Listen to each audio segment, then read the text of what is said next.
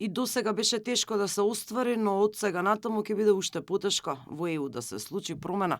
Наместо право на вето, земјите членки да носат одлуки со квалификувано мнозинство, нешто на што се надеваше Македонија, како спас од бугарските вета. Виктор Орбан, кој ветото го користеше за се и се што, но најмногу во врска со Украина, беше главната причина што во Брисел се погласно се размислуваше за своевидно укинување на ветото.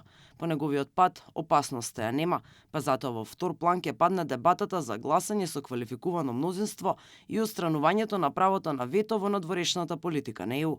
Дел од познавачите коментираат дека очекувањата на набљудувачите од новиот унгарски премиер се за земање на поинаков став од Орбан. Сепак, за да се случи промена на гласањето, треба да има и промена на основните фундаментални договори, па потоа следува ратификација и референдуми во некои земји, подвлекува поранешниот амбасадор Ивица Буцевски. На ова, според него, најмногу се противат Франција и Германија.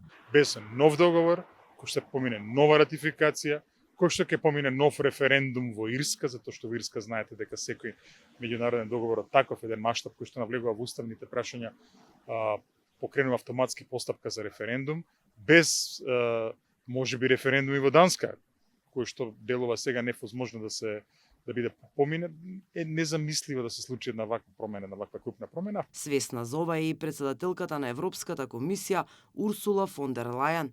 Честитајќи му ја победата на Петер Маѓар, се осврна на враќањето на Унгарија на европскиот пат и потребата од реформи во рамките на Унијата.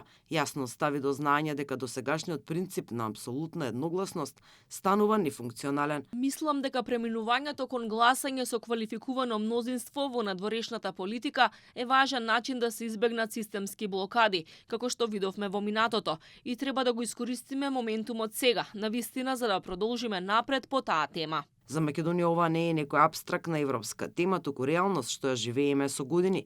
Првата голема пречка беше од Грција, која со децении го блокираше напредокот поради спорот зимето. Иако тоа прашање се затвори со договор, процесот не се одблокира целосно. Веднаш потоа следуваше ново вето овојпат од Бугарија.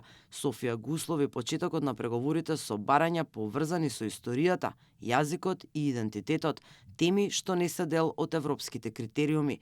Овие две блокади јасно покажаа една работа.